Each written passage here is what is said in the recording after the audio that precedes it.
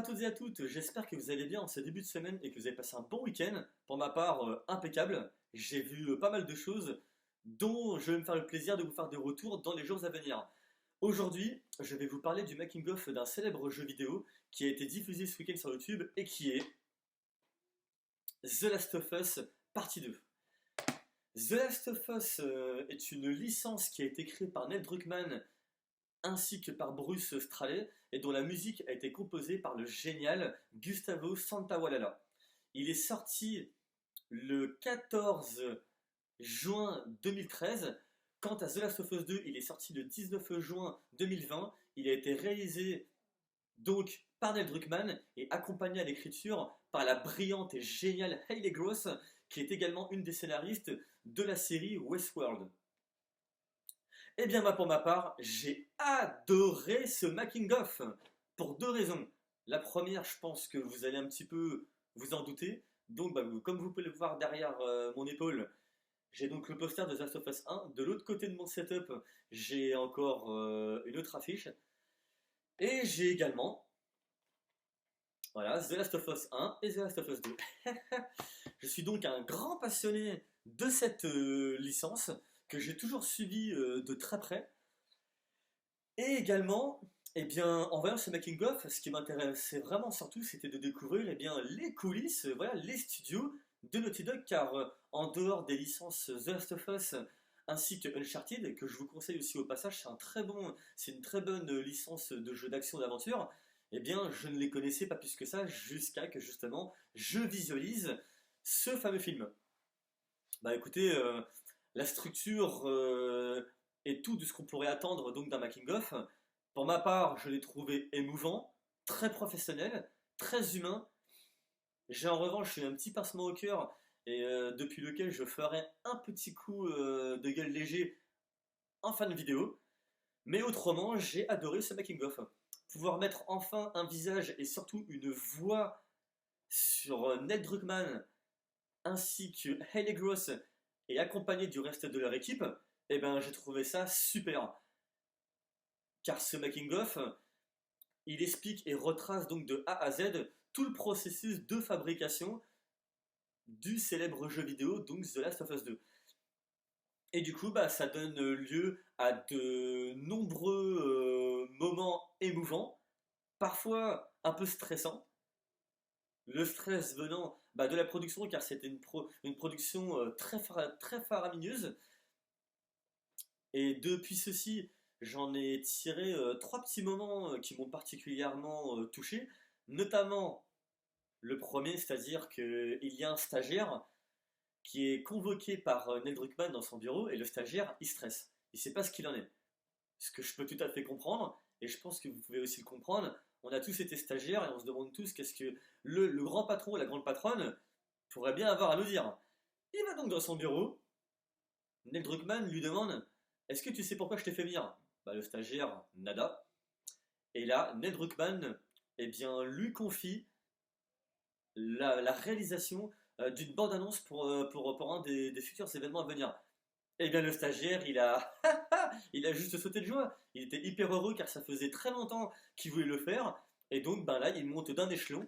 Et j'ai trouvé que c'était un moment très humain car eh bien, Neil Druckmann, c'est quand même le président donc de Naughty Dog. Il est également réalisateur, scénariste, producteur. Et là, pour le coup, avec ce nouveau volet, il est quand même à la barre d'une production qui est à pas moins de 255 millions de dollars, ce qui est énorme. Et par conséquent, il se doit d'être exigeant. Il a un bateau à mener de A à Z qui doit mener du mieux possible.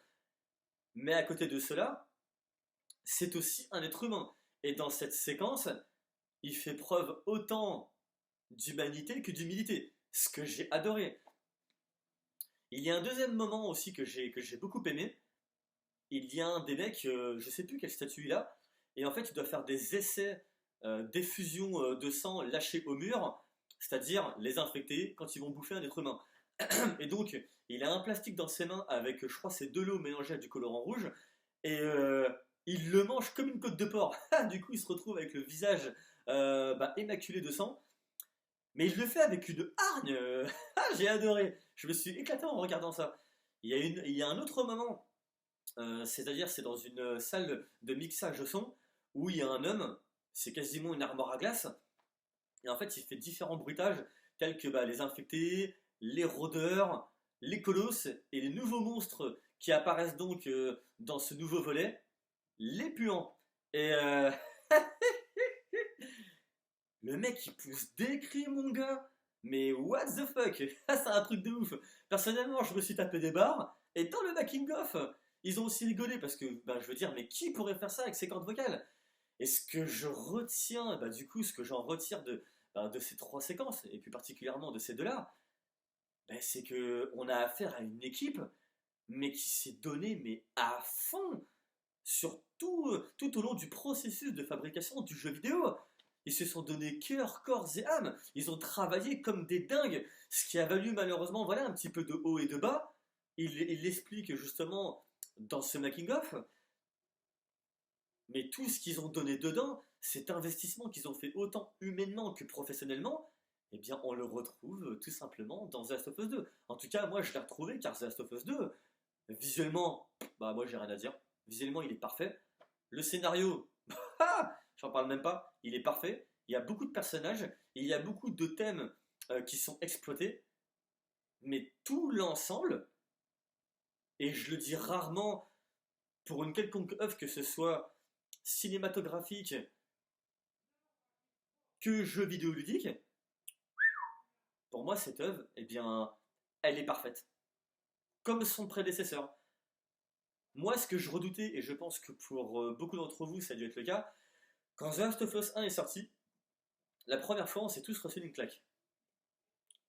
Quant au deuxième, eh bien, est-ce que c'était vraiment nécessaire d'en faire un deuxième? Le 1 était complet, il se suffisait à lui-même. Neil Druckmann, le premier à l'avoir dit. Mais bon, en réalité, Neil Druckmann, il avait déjà entamé l'écriture de The Last of Us 2 avant même que le jeu sorte. Et donc, quand The Last of Us 2, moi, quand j'en ai appris bah, la nouvelle, bah, déjà, quand j'ai vu la première bande-annonce, j'étais yes, j'étais tellement content. Je ne m'y attendais vraiment pas. Et quand c'est sorti, j'étais aux anges, c'était génial. Et plus particulièrement, quand j'ai joué au jeu, waouh, ben, je me suis pris une claque monumentale.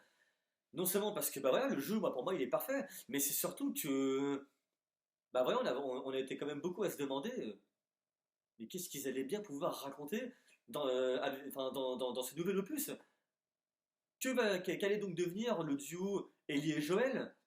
Qu'est-ce qu'ils allaient bien pouvoir raconter? Quel sujet cette fois-ci allait être traité? Et surtout, allait-il réussir à retrouver cette même puissance émotionnelle bah, qu'on retrouve, qu'on découvre pour la première fois justement dans The Last of Us 1?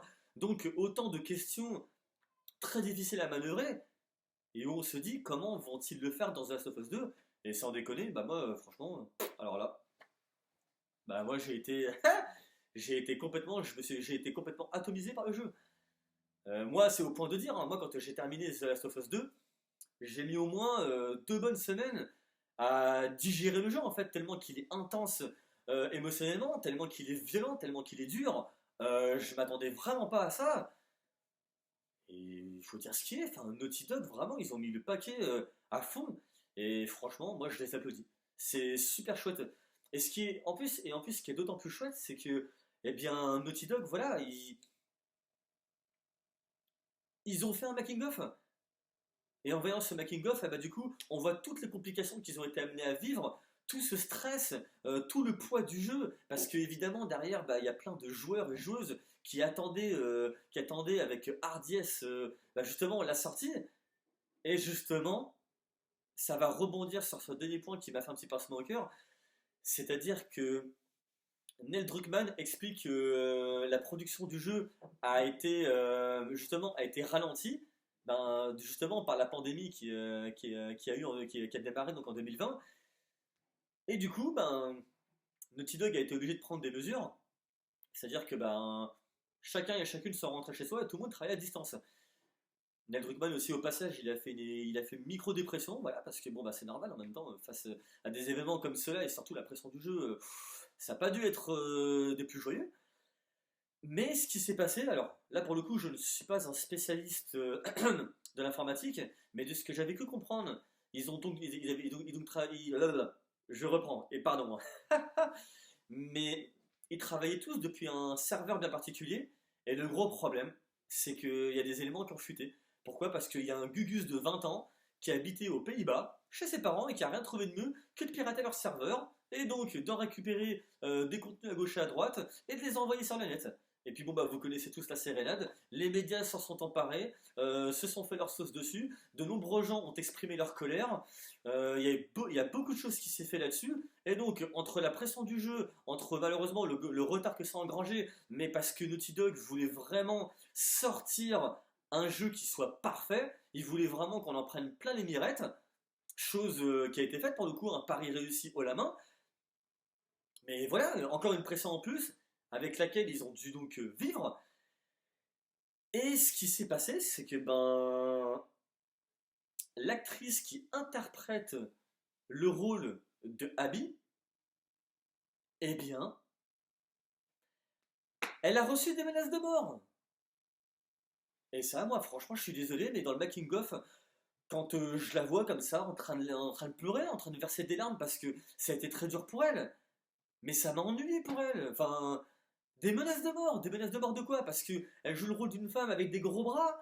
Pourquoi? Parce que dans le jeu, effectivement, elle joue le rôle d'une méchante, mais qui va avoir ses raisons d'avoir fait des choses. Mais je veux dire, même ne serait-ce qu'en dehors de ça, en fait, enfin, c'est un jeu, c'est une fiction. Et par conséquent, il faut apprendre à faire la différence entre la fiction et la réalité. C'est-à-dire que ce soit autant dans ce jeu que pour n'importe quelle autre œuvre, des gens travaillent très dur pour que justement, moi, tout comme vous, et même toutes ces personnes qui des fois être donc remontées et donc en arriver au point d'aller faire des menaces de mort parce qu'il y a l'impatience ou parce qu'ils n'ont pas été contents de voir telle ou telle chose. Mais bon, voilà, il faut quand même savoir, c'est que des gens travaillent très dur pour que nous puissions prendre le plus grand plaisir possible en jouant à ce jeu-là, qu'on en prenne plein les mirettes, que émotionnellement ça nous retourne l'estomac, et que surtout, ben, quand on terminera le jeu, eh bien, on s'en rappelle encore dans 20 ans et qu'on en parle avec nos amis quand on va boire un verre, ou même sur YouTube entre amis, et j'en passe encore des plus belles et autres. Et oui, bah, pour le coup, voilà, ça m'a fait un petit pincement au cœur. Et donc, eh bien, Neil Druckmann a officiellement, pour mon plus gros bonheur, confirmé le lancement de la production donc de The Last of Us 3. Et j'espère que dans le cas où si on retrouve Abby dans ce nouvel opus, eh bien j'espère qu'elle n'aura plus ces problèmes-là et que ben, ça se passera beaucoup mieux pour elle. Je pense que j'ai tout dit. J'espère que cette vidéo va vous plaire. Si c'est le cas, bah, n'hésitez pas à liker. Si vous avez aimé également ce making-of, n'hésitez pas à me donner votre retour. On se retrouve pour une prochaine vidéo. Portez-vous bien et à très bientôt.